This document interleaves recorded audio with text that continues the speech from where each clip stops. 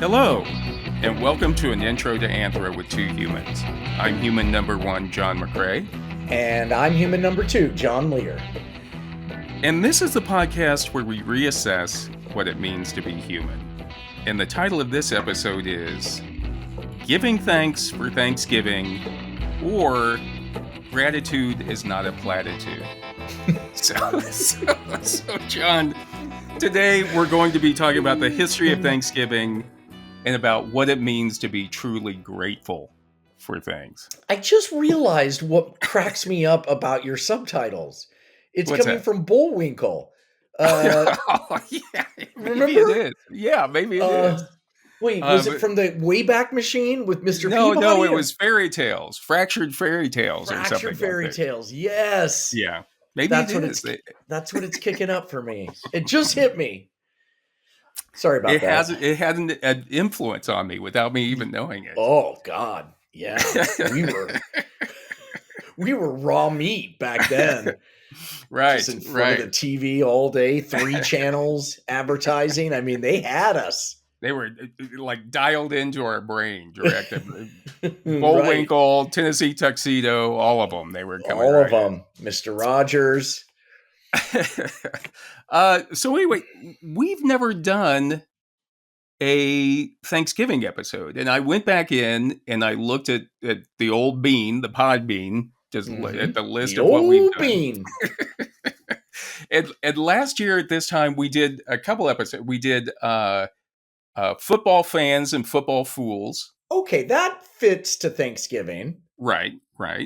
And then we also did red lines and reindeers. Remember that one? Which yes, I do. Yes, I do. Which was about racism and redlining in the 70s, and also me playing the lead role in Elvin the Little Black Elf in the Ridgeview Elementary School production. That's a great episode. God, that was, yeah. Oh, well, we all have things in our past. Yes, we do. But we've never done Thanksgiving. So this year we're going to do a Thanksgiving episode. Hell yeah. Fantastic. Yeah. I'll get my cornucopia out. Nice. Do you decorate? Do you guys decorate the house for the? Nope, not a thing. But it will be decorated to some extent because I'm cooking. I always cook for Thanksgiving. I cook. I always cook this exact same menu. Right. And then people can fill in the gaps. I smoke a turkey on the Hasty Bake barbecue outside. Okay. And Hasty Bake. Oh God. Is that the one with just a light bulb? No, that's the Easy Bake. No, that's it sounds the Hasty. Google it up. Hasty Bake barbecues has a whole following. It's this whole. It's like some say. The best barbecue, but ever, and it looks like nothing, but it truly is ingenious. And I have one that's been, has got carbon all over it, and it's just ready. It's ripe. It's perfect. So I'll smoke a turkey. I will slow cook a barbecue brisket. Right. Ooh. Yes, with Kansas City barbecue sauce. Nice, I just got what's the one on Warnell? Is that Gates? Gates, yeah. Yeah, Gates is good.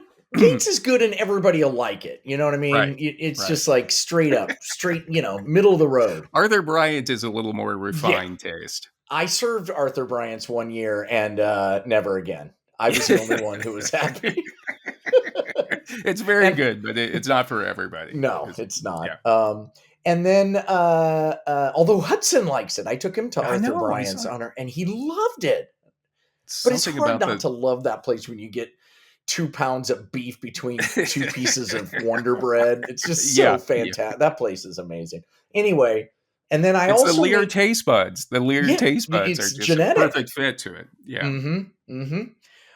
Then I also make a sweet potato yam dish with maple syrup, cranberries, and pecans. Ooh, that goes over. Nice. That people love that. Yeah. And then I make some steamed asparagus just so we have something green that's there and ready because and everybody can tell you had it afterwards. The whole house. That's a lot Yes, and then No, you have a lot of people though, right? Yeah, You have no, it's decreased since the pandemic. Yeah. We used to have around 30 Right. every year. Did you ever come? No, because it's very hard. It's like trying to get a reservation at a Yeah. Brazilian steakhouse or something. There's so many people in there, like extra You tables and Oh, you'd be at the VIP. Come on. I'd kick a couple of sponsees out for you. But then and then lastly, but not least, I make a butternut squash soup. mm, And this is the linchpin to success because I yeah, make that. It takes like 10 hours to slow cook it. right. I serve that while I'm getting everything else ready. So they've all got Ah, soup and they're real happy. And that, you know what I mean? It gives me a yeah, little yeah, bumper time to get right. everything else out on the, Yeah. because you got to Keeps serve them it hot. quiet. Yeah, Keeps them shuts them quiet. up. They're all slurping. Remember at Mary and I at our wedding, we had shots of warm soup That out was, at our wedding. I sure do remember that. It was delicious. I didn't get any. I was downstairs signing the wedding license. I came Yeah, up looking for some soup, and it was the all bride gone. and groom never get to taste the food. Yeah, You that's know, true. Something else though. You have a birthday coming up. I sure do. When is it? 33 years old, double threes. Well, I Threes was the going to hard say you way. look fantastic, but I'm going to have to rewrite this. Let me cross this out a little bit. No, I'm going to be 5'9", 59. Ooh, Oh, man. that's Yeah. old. It's That's an old. odd number. It's only divisible. It's a prime number.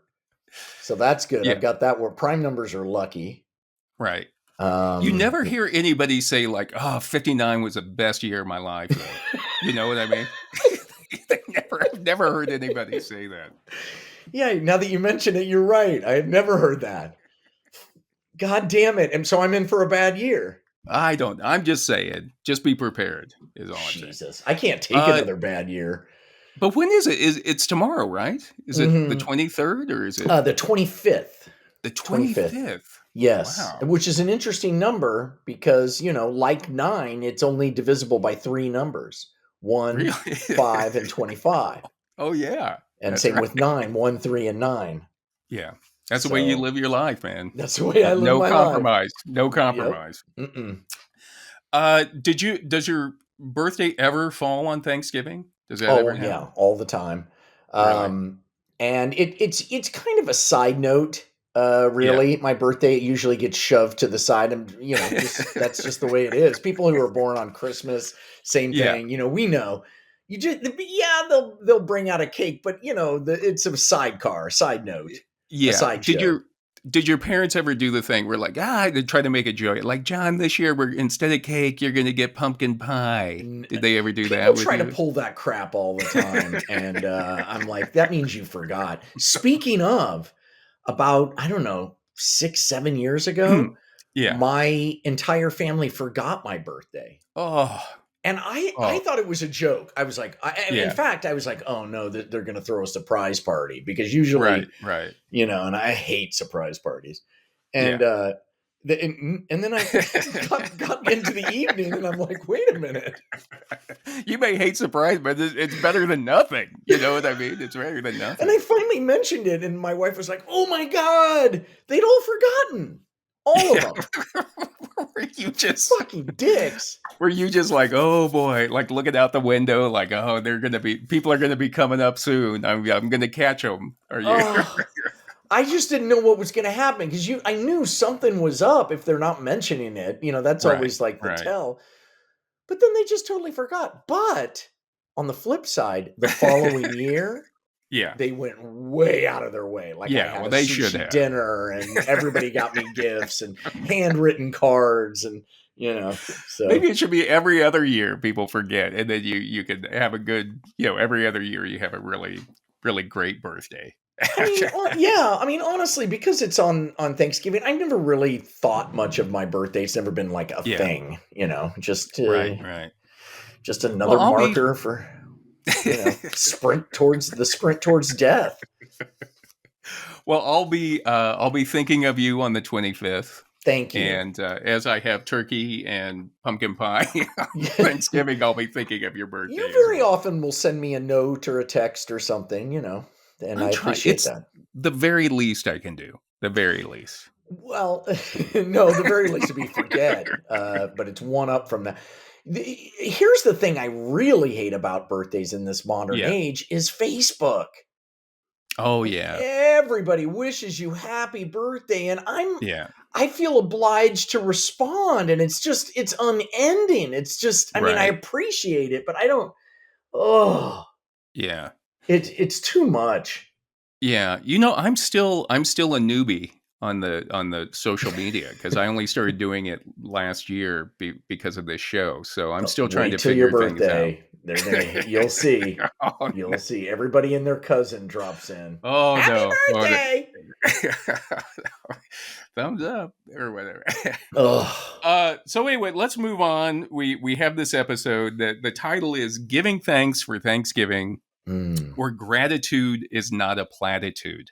Yeah, boy, is that true. Just so we're all on the same page, a platitude, according to Collins Online Dictionary, it's a marsupial. Yeah. Has sex with itself, I think. Does the platypus have sex with itself? No, I don't think so. Oh. I think I'm thinking of an earthworm. I don't know, but it's... Well, you really missed the mark if you're thinking of earthworm from a... Platypus have barbed spurs that have poison. They're poisonous. They lay eggs. They're mammals that lay eggs, right? Yeah, they're marsupials. All right, marsupial. All right. There you go. There you go. We'll try to work that in somehow. Mm-hmm. It's your birthday. I guess we have to. So a platitude, according to Collins Online Dictionary, is a statement that is considered meaningless and boring because it has been made many times in similar situations. Yes.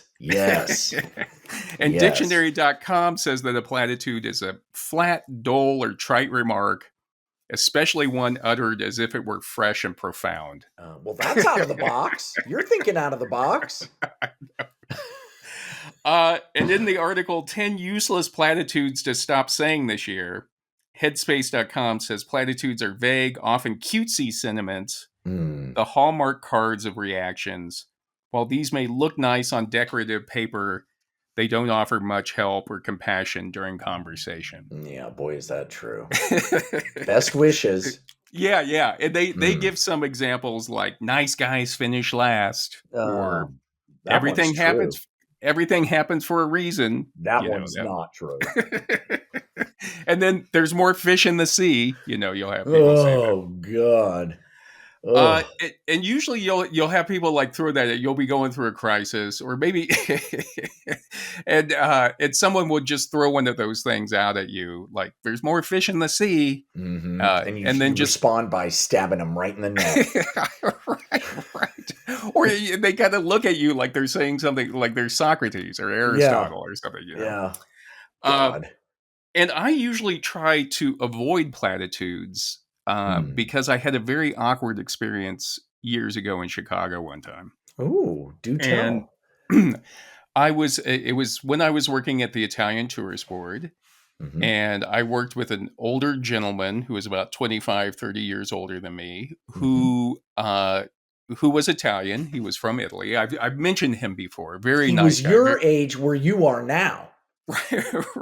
Right. Looking back, I need to find some guy like me that I could just kind of like expound, just throw things out to him. Yeah.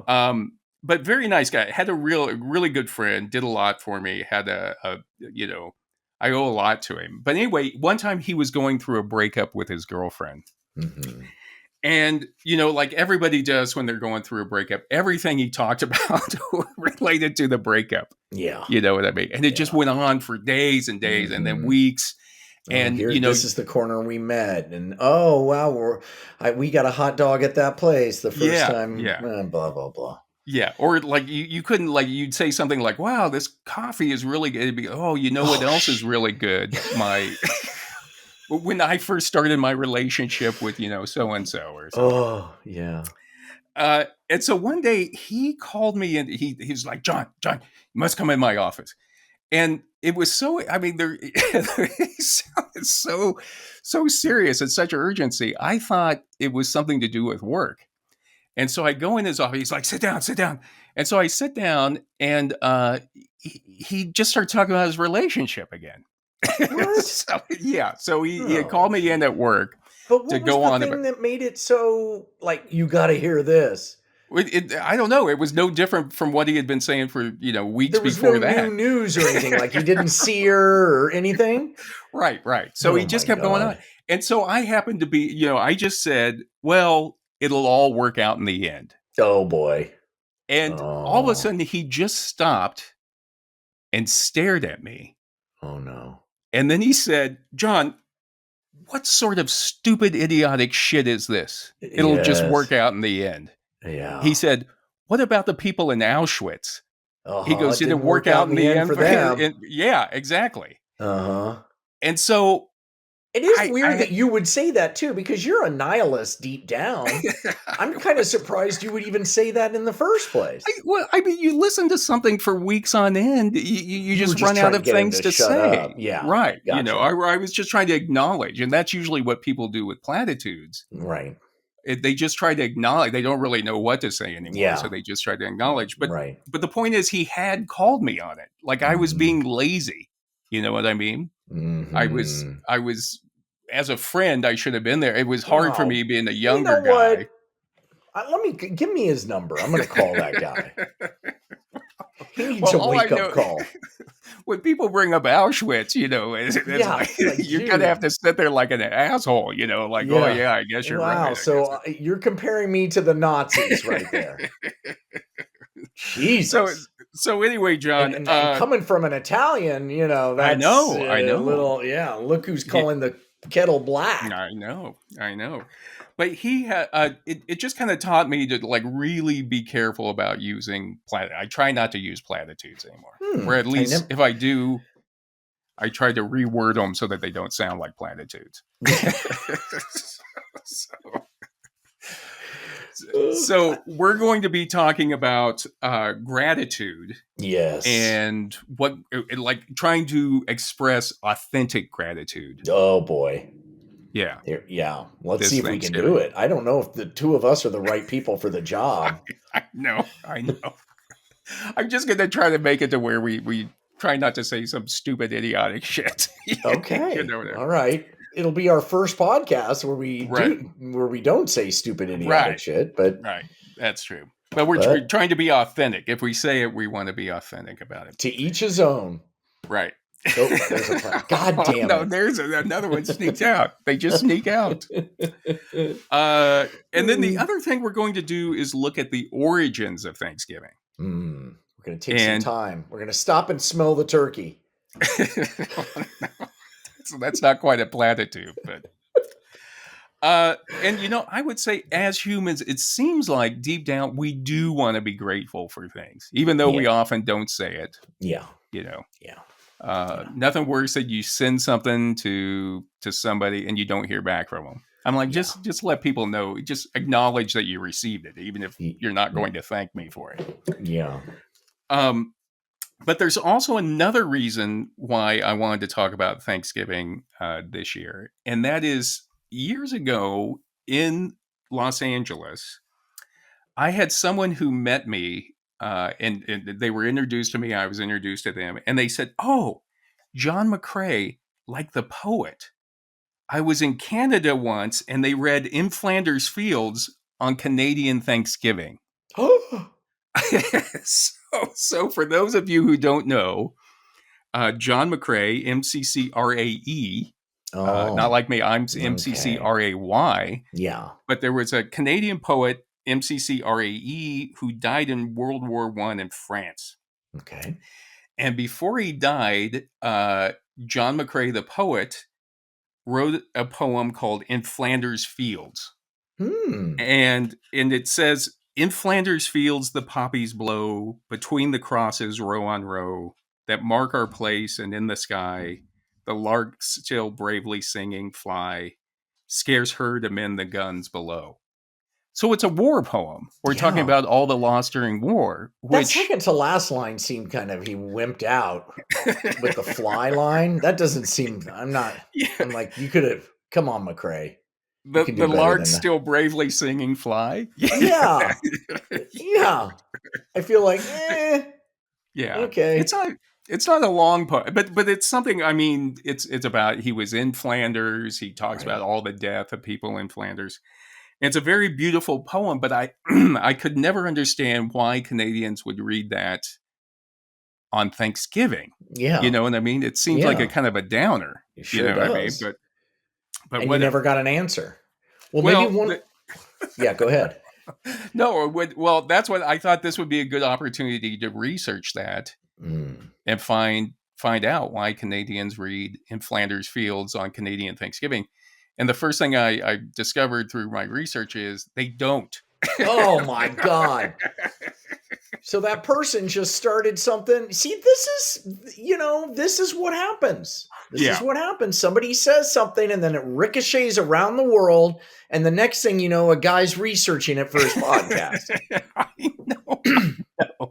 They read it on Remembrance Day, which is November 11th, which is when... It makes so much sense. I know. That makes...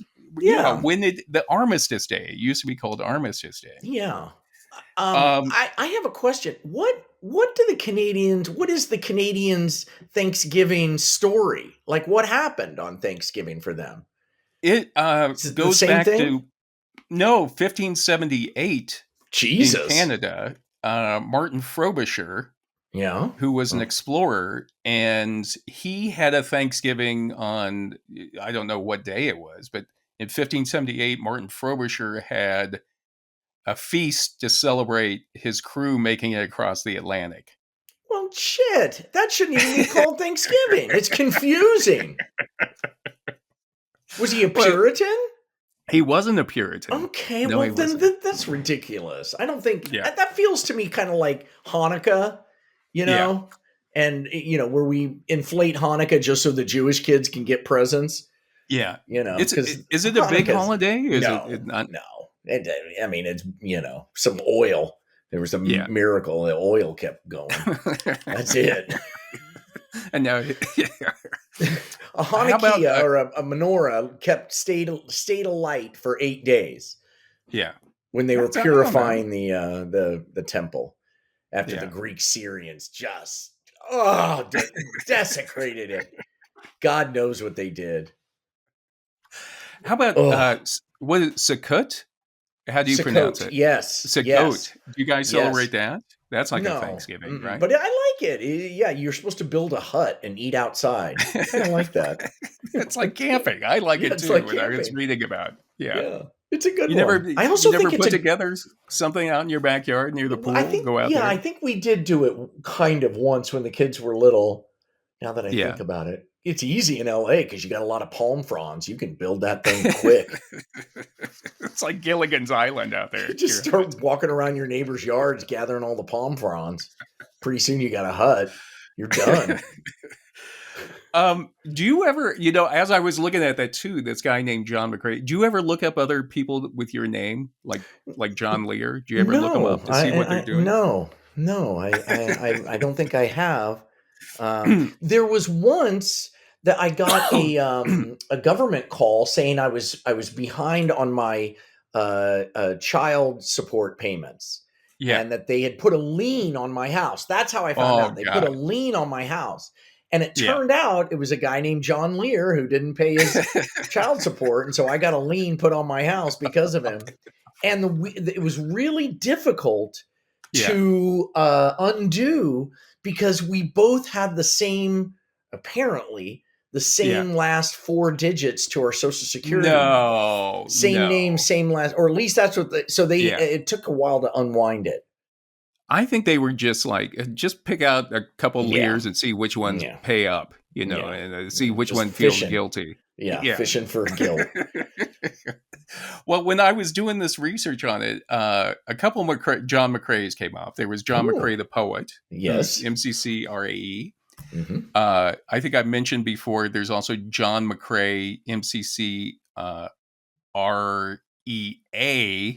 who's the lead singer of the band Cake. Yes.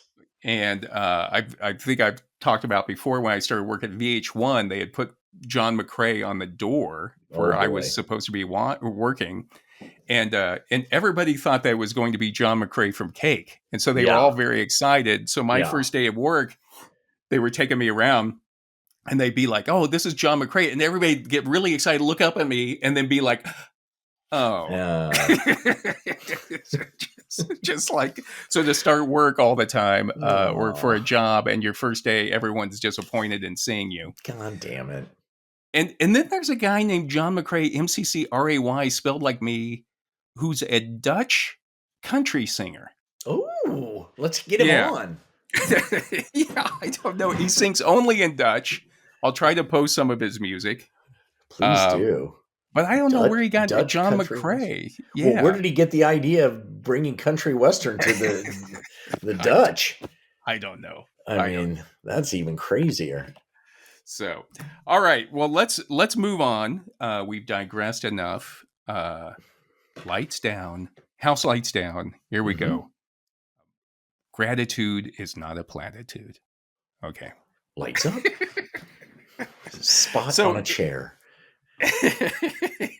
In their article, Gratitude and Well-Being, the Benefits of Appreciation, researchers Randy Sansone and Lori Sansone. Oh, they're not brother-sister, I bet.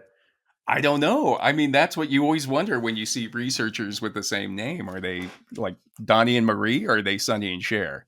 You know, well, if they're Sonny and Cher, do you think they'd ever like, hey, you want to break off and just go, get a quick one in the bedroom? Like, will they, in the lab? How's your research going? I'm at a stopping point. Me too. I got the bus out front. I got the van out front.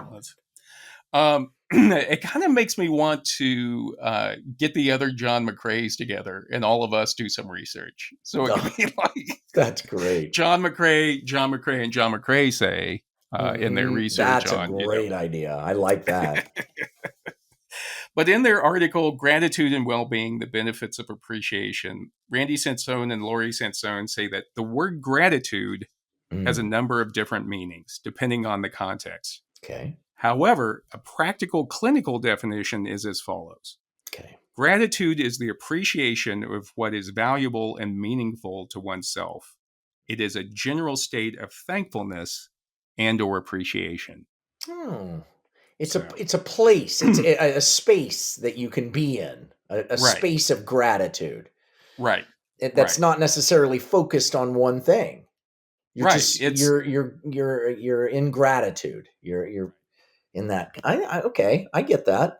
Do you feel like you're a grateful person? Do you feel grateful for stuff in general? I do for like a nanosecond, and then I start belly aching, but there are times when I feel, but I don't know. I mean, I think that's probably what I was looking for in drugs and alcohol was a space of like peacefulness and feeling grateful for my place in life. But no, I listen, I'll tell you this much. I get there much more often than I used to.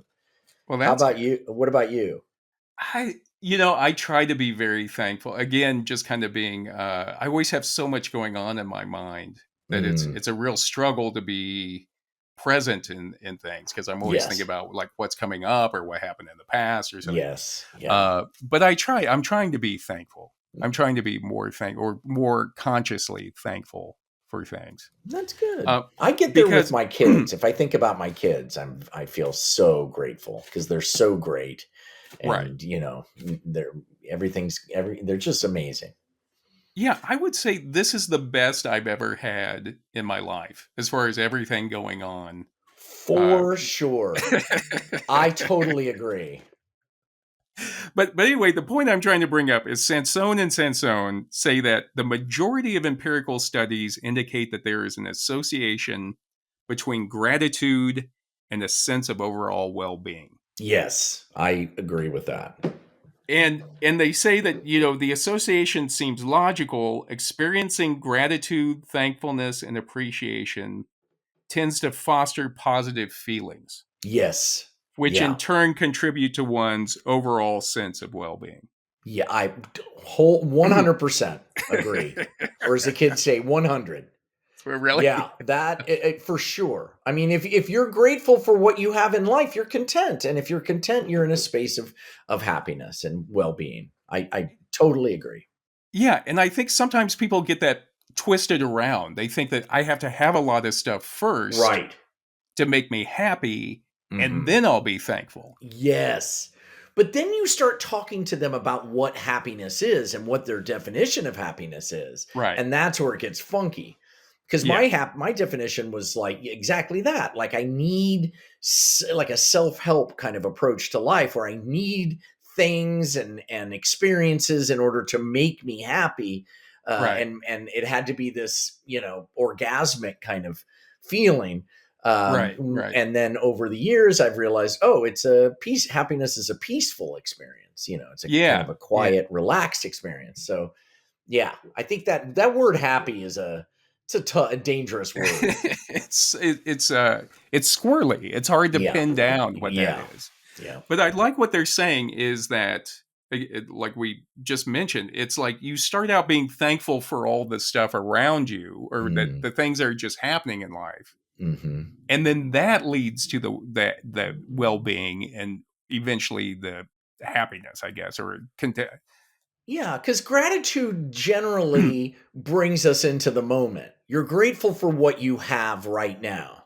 You're Right. grateful for what's in your life right now. I mean, not always, but that's generally where you end up going.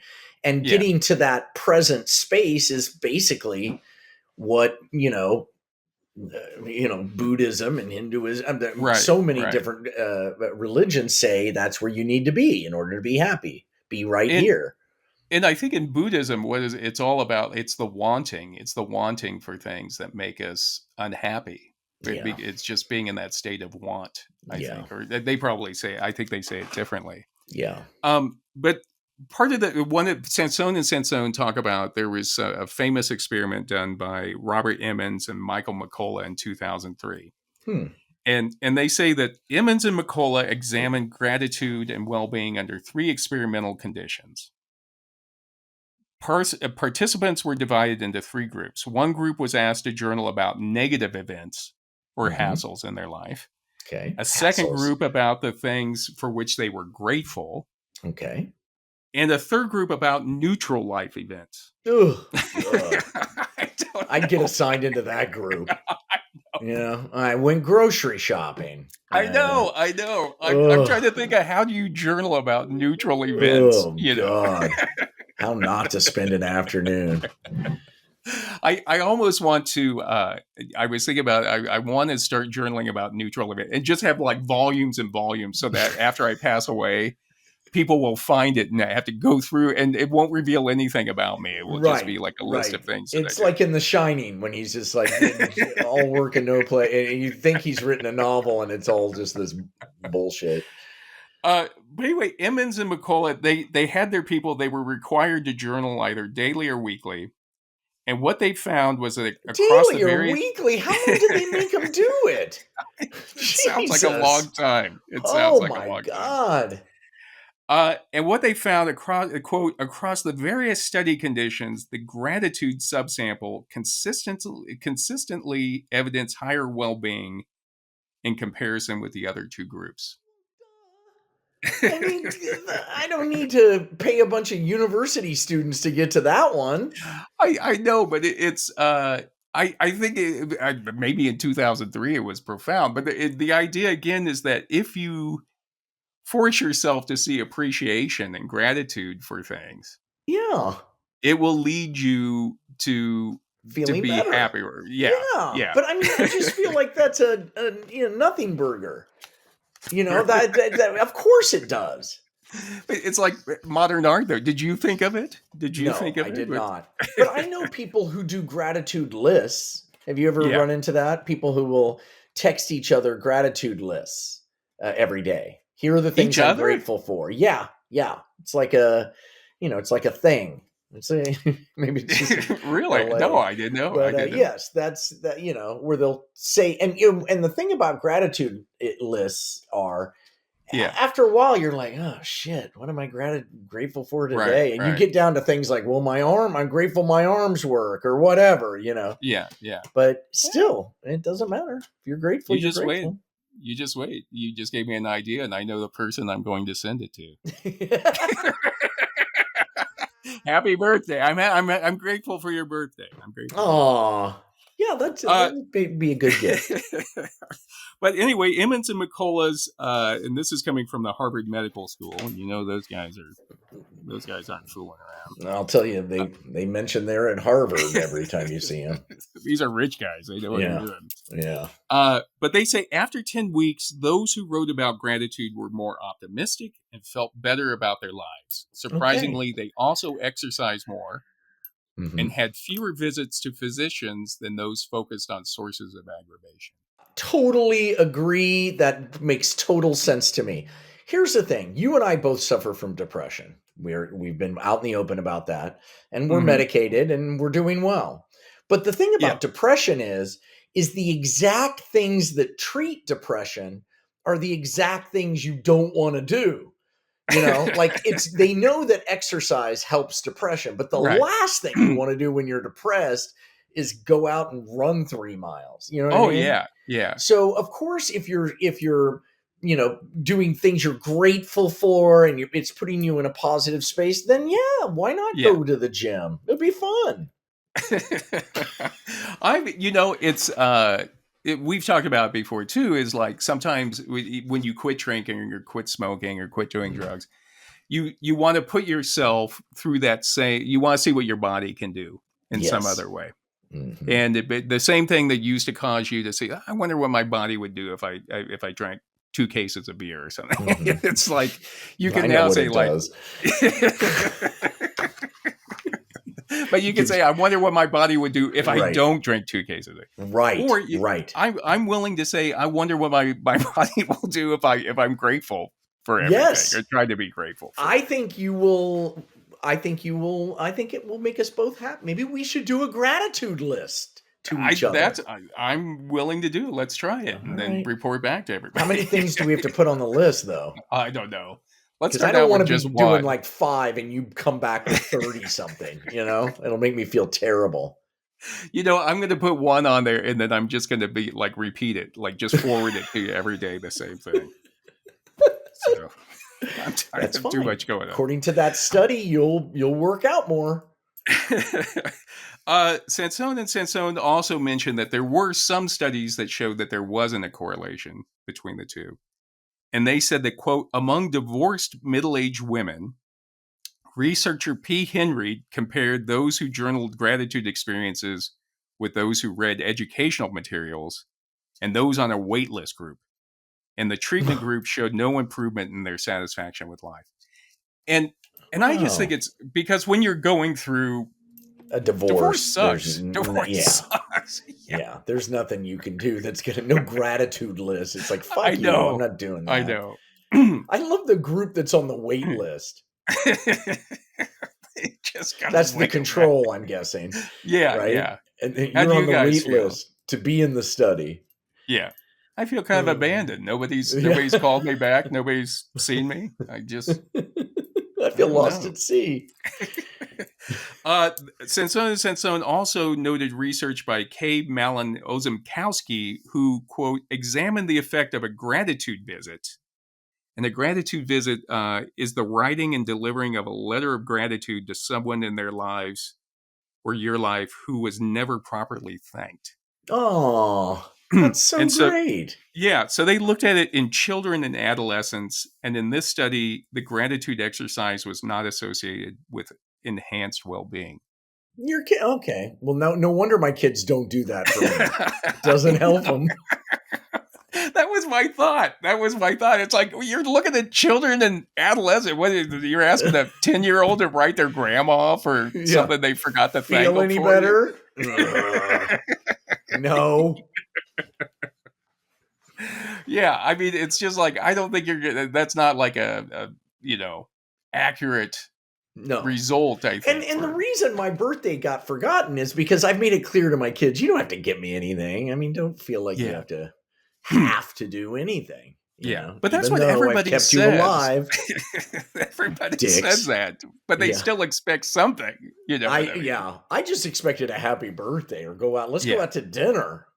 Not nothing. Well, Jesus. Well, you told us you didn't want anything. Well, that's true. God damn it. But anyway, they also, since so and so, say an existing body of research supports an association between gratitude and this overall sense of well-being, although occasional negative feelings are also evident in the literature. And they say that there are a number of potential nuances in the relationship between gratitude and well-being. And this may be like relevant just to psychotherapy, like just trying to figure out like how to treat people, like you said, with depression. Yeah. And some of the techniques they talk about to kind of help you in coming up to Thanksgiving, I thought it might be interesting to think about some of these things. All right. Are journaling, which we mentioned about things for which you're grateful. Did you ever journal when you were getting sober or anything? But I never liked it. I never liked it. I was just like, oh my God, I just want to play a video game. I sometimes I would go through periods where I would try, and every once in a while I'll come across like an old journal. I'll open it up and I'll be like, "Who's this asshole?" So maybe that's progress. I don't know. Yeah, of course it is. The other thing is thinking about someone for whom you are grateful. Yes, I'm very grateful to have you, Mr. McCray, in my life. Same here. You have saved my ass on many occasions in my life. And that's true. Just by being there. And you never thanked me, not one time until now. Well, there goes the end of this show. It was going to be 30 minutes of me just talking about how I appreciate you. But just forget it. Jerk. The other thing they say, writing or sending a letter to someone for whom you are grateful. So again, all of those involve work. It involves action. You have to take action to be happy. You have to take action to be to express gratitude, and by doing so, you'll feel happy. That's true with everything that makes you feel happy. You have to do something. It takes action. You have to exercise. You have, in this case, do things for nice people. You have to show up. You have to, do your laundry, make your bed, brush your teeth. It's all those things. And when you're depressed, you don't want to do any of that. Yeah. It's but it's. I think the thing is, I think a lot of people, myself included, at one time, or even now, when I'm depressed, is that I feel like it should just come to me. There should just be happiness. I deserve happiness. Right. I think a lot of people think that. I know I certainly did. Right. I blamed whatever, the God, the universe. Why the hell aren't I happy? Everybody else is. Right. Why do I deserve this? It's like some punishment or something. When in fact I'm doing nothing. I'm just eating fried chicken and chocolate, watching reruns of Special Victims Unit. Yeah, and being pissed off all the time. Like, why aren't I fucking happy? Why don't I have it? It's just like that's the way it is, Yeah, and complaining when I'm out with my friends. I'm not happy. Oh, they'll say something like, "I got a new job," and I'll be like, "I didn't." Yeah. They'll give a platitude. Well, it'll all work out in the end, John. That makes me feel better. Yeah. I'm unlike that Italian dude. That makes me feel better. If it all works out in the end, then I'm fine. You can put a needle in my eye as long as I know in the end it's going to be fine. Yeah. It'll get you to shut up. You just have to, if you're going to use platitudes, you got to be like really sincere about it. Yes. You know what I mean? Look them right in the eye. Mm-hmm. It'll all work out in the end. Ooh, that's good. Trust me. That was good. Yeah. Are you looking right at the camera? No, I was looking off camera. Yeah, I have you. I'm actually watching a movie in the background right now as we're doing this. The other thing they say is meditating on gratitude. So that one's you don't even have to get up or do anything. You can do that all I've been meditating for years, and it's a pain in the ass, and it's nothing. It's nothing. I just have to sit there and and I can't every single time. I'll fall off it, then I'll come back, and it's amazing. It's like I'm pulling, splinters. All I got to do is sit there, but I don't do it. I don't want to do it. Do you still do it every day?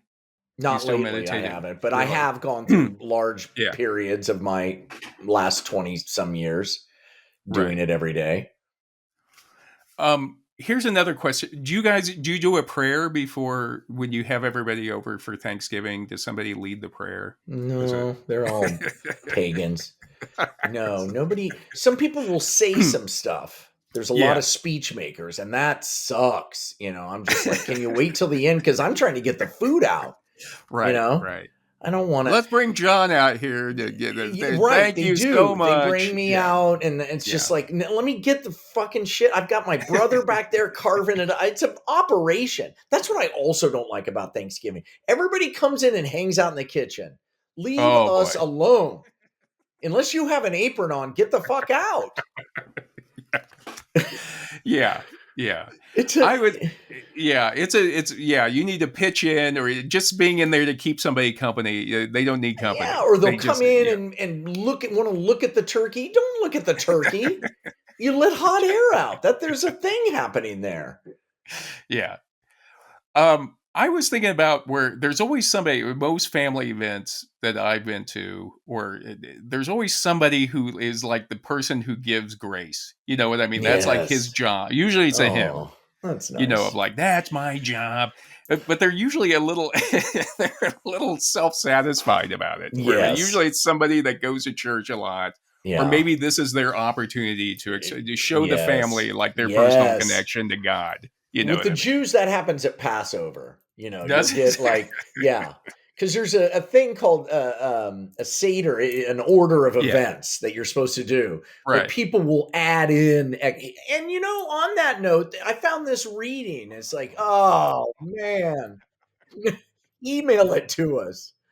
Yeah. We're hungry here.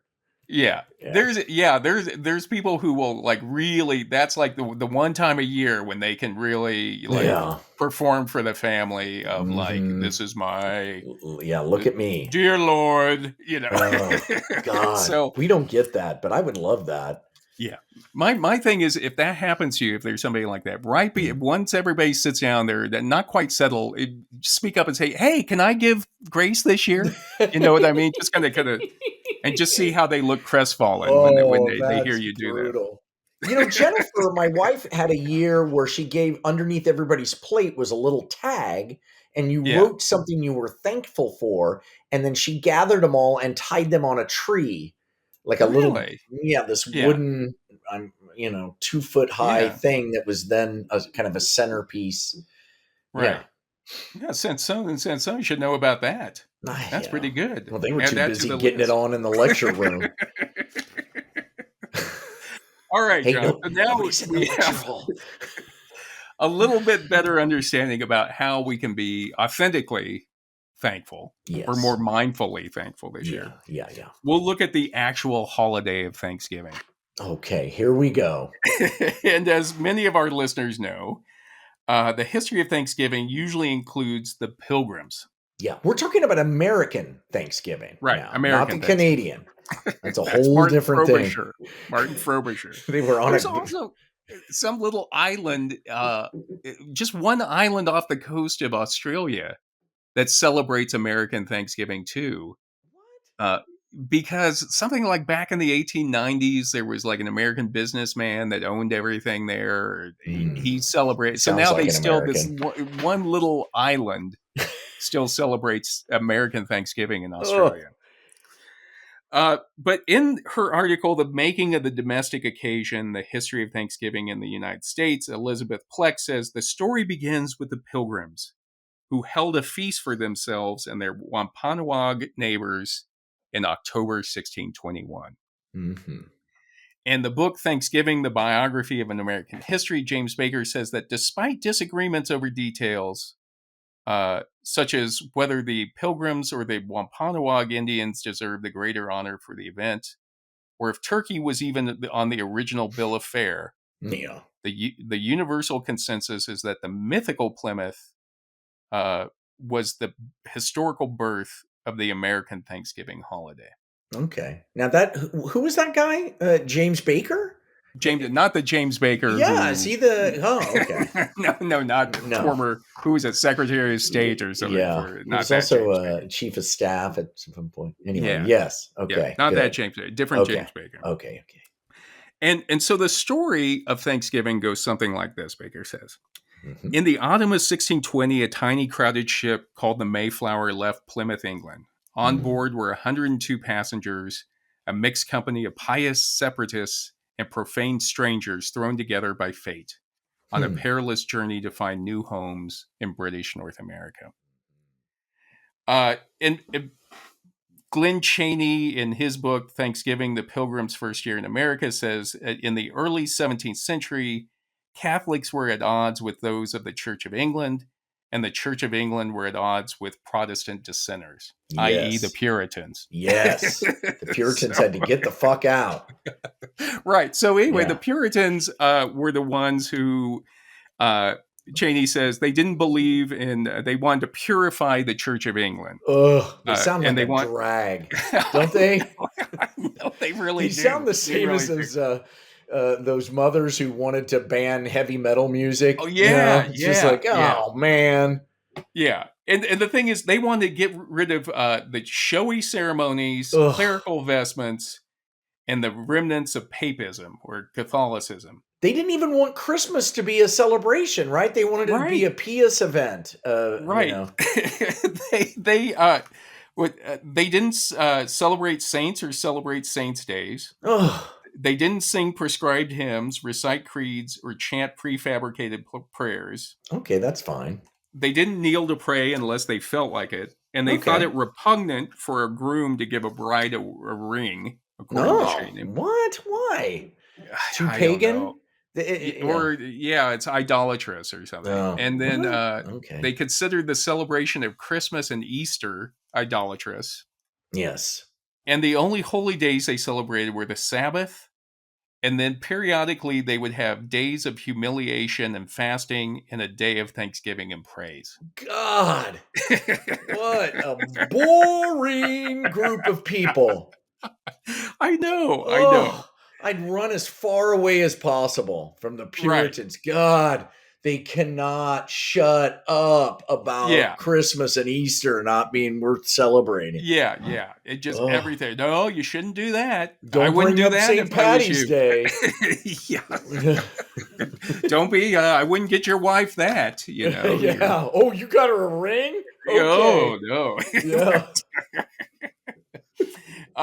And then in the Legacy of Thanksgiving, the author Noah Fable says that the Puritans saw the hand of God in every event in life, both blessings and difficulties. Okay. And Cheney says that the separatists could not accept any authority standing between them and their God. So that's what put them into conflict with the Church of England and with the King of England, because the head of the Church of England is the king or the monarch. Right. And so what they were saying is like, no, we don't want to. There shouldn't be anybody between us. We're not going to take any authority, and so that's why they started being persecuted by the church, by the British government. Got it. And so what they did is, first of all, and so Puritans tried to change the Church of England from within the church, and then the separatists said, we should just go off and start our own church. Yeah. Okay. And so the first thing they did is they went to the Netherlands for 12 years. What? Why there? Yeah. Just because they thought, well, the Dutch, they're kind of open-minded, about things. True. And so they went, for all the coffee houses, man. You can do anything over there. Jesus. Ironic that they wanted a country with less rules in order to carry on their religion full of rules. Right, exactly. Like, hey, you're persecuting us by not allowing us to put so many rules on. So therefore, we have to go off by ourselves. We're being oppressed by the lack of rules. You know what I mean?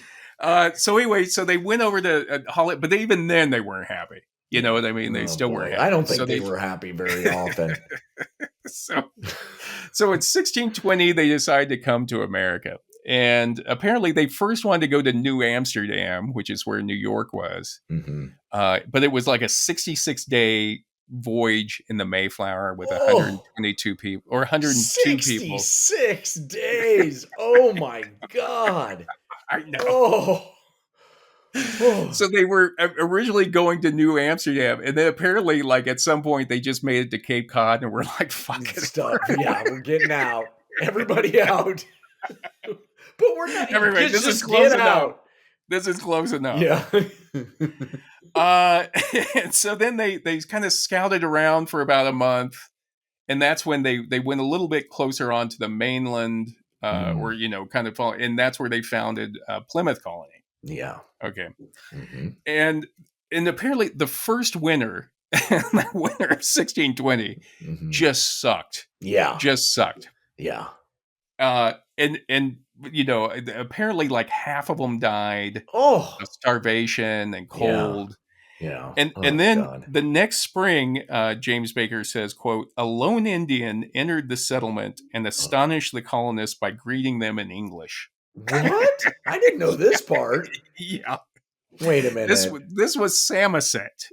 This is Baker talking. A native Sagamore from Maine who had learned the English language from English fishermen who made annual voyages to the Maine coast each year. Okay. So they lucked out. So they're all out there starving. Samoset. I have heard of Samoset. Yeah. And he came in and just to see, like, he already spoke English. He was very like, oh shit, you're Puritans.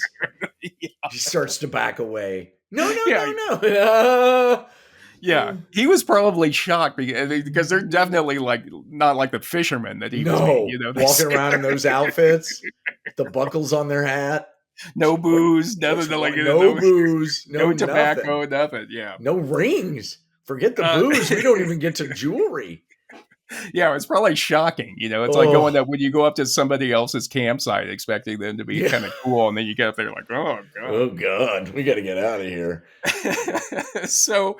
On March 22nd, 1621, Samoset introduced them to another native man named Squanto, who had once lived at the same site as their Plymouth settlement. Meaning it was his house. Right. He was like, what are you doing in my here? And then tried to play it off like, I get, all right. But okay. He had been kidnapped by an English sea captain, sold into slavery to the Spanish, then escaped, made it to London, and then came back to the United States. Wow. Or not Squanto, United States, came back to America. Wow. Yeah. That's fantastic. What a story. Right. And he too spoke English. So let me get this straight. They come across 60 some days across the ocean, and the first two people they meet both speak English. I know, it's crazy. Wow, but God does love the Puritans, maybe.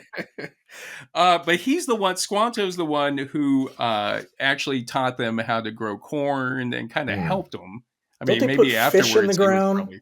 He put fish in the ground. Well, how does that help? Putting a fish in the ground. Nutrients. I don't know the chemical process of it all. Okay. Come on. This is an anthropology. You plant a seed and then just put a dead fish in there and cover it up with dirt. Huh. Yeah. Okay. And the plant feeds on that. All right. And then so the next spring, they were able, thanks to Squanto and Samoset, they were able to kind of survive a little better. Yeah. They were able to grow some things. Yeah. So then in that fall, as a harvest festival, they declared a single day of Thanksgiving, meaning that, so this wasn't going to be an annual thing. It was going to be a 3-day celebration. 3 days? 3 days. Ooh. Yeah. And everybody the Puritans just got it on, right? If only. When they let them party before they send them off. Just we're like, was it the Amish with Rumspringa or something? Like you can just go out and do what you want. Yeah. No, and I'm sure that, I mean, a 3-day party with Puritans, I'm not sure if that would be. No. Oh, God. Anybody want to hear the story of Jesus? No. Oh, God, please. Nobody laugh, nobody comment on how good the food Mm-mm. is, you know. No. But they say, you know, and nobody really kept an accurate, you know, catalog or an accurate journal of what actually happened on that first feast in 1621. Yeah. And so there's some people say that, you know, there was something about the Indians brought some deer meat, and then the Puritans went out and got some birds. But the idea was this myth of the first feast in 1621 was supposed to be this idyllic banquet between Indians and Puritans, all about brotherhood and peace. Right. You know. Right. Now, hard to believe that they would have turkey, because wild turkey's hard to kill. Those are smart birds. Seriously, they're hard to kill. They're hard to hunt. Turkeys. Turkeys are one of the first animals that were domesticated by Native Americans. Really? And they'll actually make blankets out of turkey feathers, which you'll find at certain sites. It sounds itchy. But you know, the point I'm trying to make is that's the myth, and I'm sure that it was a little bit more complicated than what the myth was. Yes. And you can imagine the relationship between the Puritans and I'm sure that the Indians probably just gave the Puritan almost like you give a hobo something thinking that they're going to move on. Yeah, I feel bad for your kids, even though you're on my front lawn here. Yeah. And by the way, put a fish in when you put the seed in later. But yeah, it's like I'm sure it is like, wait a second, they're not leaving. You know what I mean? They're still here. They're still here. Yeah, coming back the next year. Oh, God. Yeah. And so Noah Fable says that, quote, the narrative of settlers and Native Americans sharing a meal in harmony has served to whitewash the history of oppression, displacement, and violence that followed that first contact. Mm-hmm. And he says the history of Thanksgiving in its commercialized version often omits or minimizes the tensions and conflicts that arose in the decades after that first feast. Mm. And Fable notes that this is why many Native Americans will have promoted a national day of mourning that is celebrated on the same day as Thanksgiving. So I see. Yeah. Yeah. So again, it's it's the myth. I guess I don't know, but the reality of it all was a little bit more, I don't know, complex, I guess I would say. Yes, which seems to be the case with most myths. Right. The reality of the myth, not quite the same. And Fable wasn't 3 stories tall. Right. Yeah. Right. That one always got me. It's like, bullshit. You hear about that. Babe the Blue Ox. Yeah, then he brings out a blue ox. Okay. I'd hear that in school, and I'd just be sitting up the front of the class doing that, like in Spinal with your thumb Tap. Down. Bullshit. But Fable states that maybe it's time we start recognizing the complexity of the Thanksgiving story instead of blindly embracing the commercialized version of the holiday. Perhaps it's time to reflect on what it really means to be grateful. Is it possible to celebrate a Thanksgiving that honors both the achievements of the settlers and the tragedies of the native peoples? Can we use this holiday as an opportunity to learn from history rather than repeating simplified narratives? And I think that's a great sentiment myself. No, the answer's yes, it's a great sentiment, but it's impossible. And the reason it's impossible is 2 things. You've got what's the drug in turkey that makes you tired? Tryptophan, I think. Yes. And you've got football. Those 2 things will interrupt. But no, all kidding aside, I at Thanksgivings I've been to that people will talk about how thankful they are. I mean, there's some authentic sharing of stuff that happens at the table. I think the spirit is still there. Yeah. It hasn't been commercialized. Like when you look at Christmas or Halloween, Thanksgiving's kind of just, it's held its own, really. I mean, I would say in the scheme of things, it's not bonkers. Let's put it that way. It's not like, Valentine's Day or whatever. Yeah. And I've always thought, and mind you, this is naive. I don't know if I would say naive, but I mean, when I did the research for this episode, it gave me a lot more understanding of Thanksgiving. But I always liked Yeah. Thanksgiving because I felt like you could be any religion, even though it's going Yes. back to, I mean, the mythologized version of it goes back to the Puritans, but you Yes. could be any religion and celebrate Thanksgiving. Like it's Yeah. one of the few religion or holidays that we have where it's like everybody could celebrate it. Yes. And your table is often open. Right. If you know of a Thanksgiving orphan, they'll Right. be Right. invited. Or like That's the way our house Friendsgiving. always operated. Friendsgiving, they talk about that. Yeah, friend. Yeah. Hmm. Oh, I got So now we get fucked to up at a Friendsgiving. oh, really? Back when I was, oh my God, yes. It was just, I just had a Now it's a flash of former it. Friendsgiving. It was, oh, cocaine was involved. It was just, Oh it went god. off the rails. Yeah. It was not good. So how did we get to Thanksgiving being a national holiday?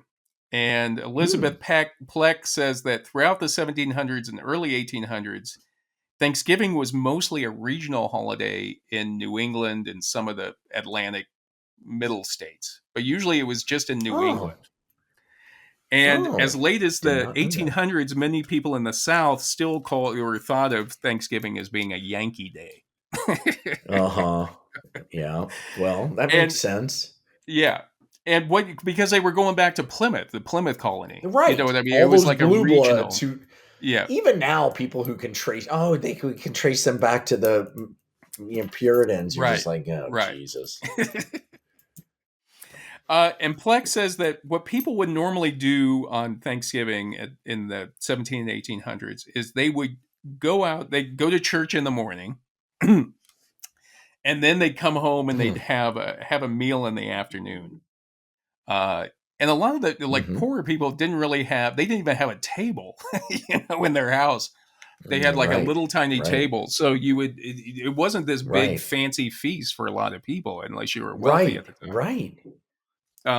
So but the thing is, the Couldn't you idea take? was that you would be thankful for the bounty which you had been given, Hmm. you know. Yeah. And that's And why you then throw an extra stick of butter in every meal. Any dish that requires butter, double it on Thanksgiving. Trust me. just get that fat. Just get people that love that fat. Just get it in there. Yeah, everybody, this is delicious. What did Just, you do? I threw an extra stick of butter in there, is what I did. it's only butter. It's butter with breadcrumbs thrown in it. And then in the mid 1840s, a woman named Sarah Josepha Hale, who was the editor of Godey's magazine, which was a national woman's magazine at the time, but she began Goaties. campaigning for a great American festival of Thanksgiving. Okay, so this is in the Oh, 1840s. So she's like writing letters to people. It just to, wow. She yeah, just yeah, really wanted that. Well, she's right. It's a good idea. right, right. And she said that having Thanksgiving established the importance of the gratified hospitality, the obliging civility, and Hmm. unaffected happiness of the American family. And so she said that the Oh. nostalgia of and this was in the 1840s, but she was looking back to the good old days in the 1840s. But she said nostalgia at Thanksgiving was a yearning for a simpler, more virtuous, more public spirited, and wholesome past, located in the countryside, not the city. And I think Hmm. that's kind of like how we look at it now. Like we always like, oh, you're going home for Thanksgiving, or like you think about the Mm-hmm. old mashed potatoes and yams. I mean, all this stuff that you normally would Mm-hmm. never eat, but it's trying to Right. go back to this simpler time, or this My daughter past. is not coming. She's not coming home for Thanksgiving. She's going to do a Friendsgiving at college. Really? And she said she's really going to miss my soup. She Really? loved the butternut squash soup. She can make it, or you should freeze it. Use some of those like containers, ice it out to you, and send her And send them some back? soup. That's a good Yeah. idea. I should. Uh, and Plex says that Hale hoped that a unifying holiday would help avert the prospect of a civil war. which Mm. which obviously it was the Didn't hope, but help. it didn't work. Yeah. Yeah. But there were a few days of national Thanksgiving that were declared by both sides in the Civil War. So James Burke says that the first national day of Thanksgiving was declared by the Confederacy on Sunday, July 28th, 1861, after the Battle of Bull Run. And then the July. Oh, Union. after their first win. Yeah. Win. Yeah. Okay. And then the Union declared a national Thanksgiving on April 13th, 1862, after the victories of Forts Henry, Donelson, and Shiloh. Okay. And then so the it's all about Confederacy. their battles. Yeah. So that's the Thanksgiving that was happening. That's it. Thank God it wasn't me killed out there. And both sides Basically. were declaring them, saying like, "Thank you, God, for for favoring us," or whatever. But it was on both sides. You know what I mean? That's what I. Yeah. And then in 1863, the Union had two national days of Thanksgiving on August 6th for the victory at Gettysburg.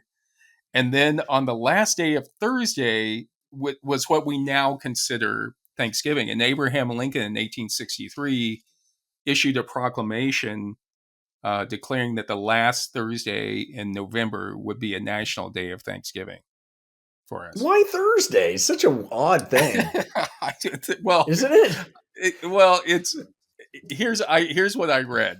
What one theory is, and this is how awful it was for women at the time, is they thought if we had it on Thursday, it would give women enough time to have a big feast on Thursday and still have enough time to get ready for a feast on Sunday. Oh my God. So it sounds Jesus. awful. It sounds awful. God. Oh, yeah, that's true though. I would need a couple of days to turn my meal around. Yeah. So then in the late 1800s, when the number of immigrants increased coming to this country, Thanksgiving became a way of trying to assimilate people from different cultures. And Plex says that teachers told their students that all Americans were immigrants or their descendants, although some had arrived earlier than others. And then she said that the Pilgrim Fathers had come in pursuit of religious freedom, where other people had come in pursuit of better jobs or more food.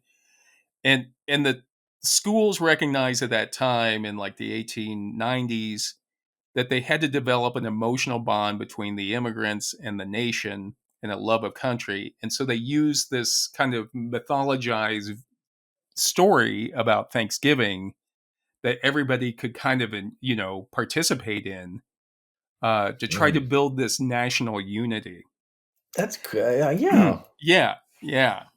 And Anne Blue Wells says that 17th century Thanksgiving aimed to bring the unavoidably sinful human heart from the margins of faithful life back into the covenant fold, meaning that it was very much more religious, like the Puritans at the time, the 17th century.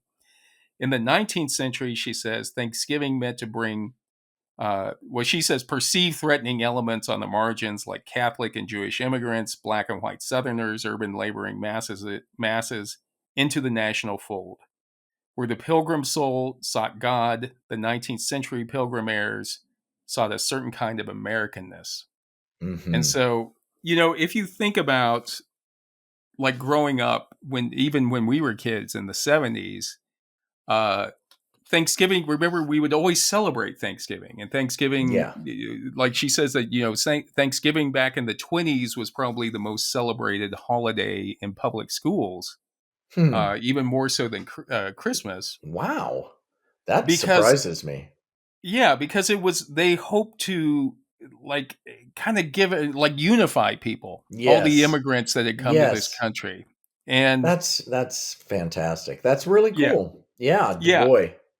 Well, maybe it can maybe it can continue to work its magic somehow. I don't know. I was thinking about I don't know, these are just things to keep in mind as you go to Thanksgiving, or our listeners go to Thanksgiving. I would love, compared to the idealized version of the first feast on 1621, I'd love to see like a modernized for a modernized feast being like a Norman Rockefeller or not, or just painting of like all the different types of people, just everybody getting along in this idealized version. Let's sit down and eat together. Yeah. And then we're gonna go watch some football. And man, right? And the Chiefs are playing Black Friday. I know. Yeah. I can't wait. I know these podcasts are gonna live forever, but when we're recording this, it's it's gonna be a good one. All right, John. So I don't know. Wrapping up, I would just say, oh, by the way, today is the 60th anniversary of my mom shooting my brother's toes off. Oh my God. That's fantastic. So I want to wish, my mother's no longer here, but I want to wish my brother a happy anniversary. Yeah, maybe he could take a picture of the foot and post it on the on the side. Because you just always show it to your mom, right? On her birthday or something? Well, he would send it. He posted today a picture of the boots he was wearing when she shot. Oh my God, I gotta see that. Yeah. Oh, that's and then there's another mom, thing. I know, my poor mother. It was an accident, a hunting accident. Hurting her. Yeah, and the irony of it all is that the same day she shot my brother, my uncle shot my cousin. Wow. Like they went to the doctor in Onega, Kansas, and the doctor was like, McCray, weren't you guys here this morning? I was like, no, we weren't. So, but my favorite Thanksgiving story with my brothers is one time I was like 12, and my brothers are much older than me. But we decided to go pheasant hunting the day after Thanksgiving. So we made turkey sandwiches with the leftovers. We put mayonnaise on them and everything. And we drove out near Fort Riley, Kansas to go pheasant hunting, and we got out to work the field, and we threw those sandwiches on the dashboard, and it started to heat up a little bit in there. So then we got back in the car, after hunting, and we ate our sandwiches, and we started to drive home, and I just remember something was feeling funny in my stomach. Oh no. Yeah. Oh no. And it was like somebody had flipped a switch, and my brothers and I were all hanging out of the car throwing up. We all got like food poisoning from the bad mayonnaise. The mayonnaise had warmed up and on the dashboard. Of course. Just heaving out the window. But anyway. God, there's nothing worse than bad mayo. Damn. And that's not Miracle Whip either. That's real mayo. Real mayonnaise, probably something, yeah. Well, I'm glad you three survived. This is Human number 2 signing off. And this is Human number 1, John McCray. I'm very thankful to all of our listeners for joining us. I appreciate you guys. Yeah. And it's just nice to know that we're not alone. Happy Thanksgiving. Yeah. Everybody, happy Thanksgiving. Enjoy it. We will talk to you after the holiday. No platitudes. I love you guys. John, have a great Thanksgiving and a happy birthday. Thank Talk to you guys later. Bye. Bye.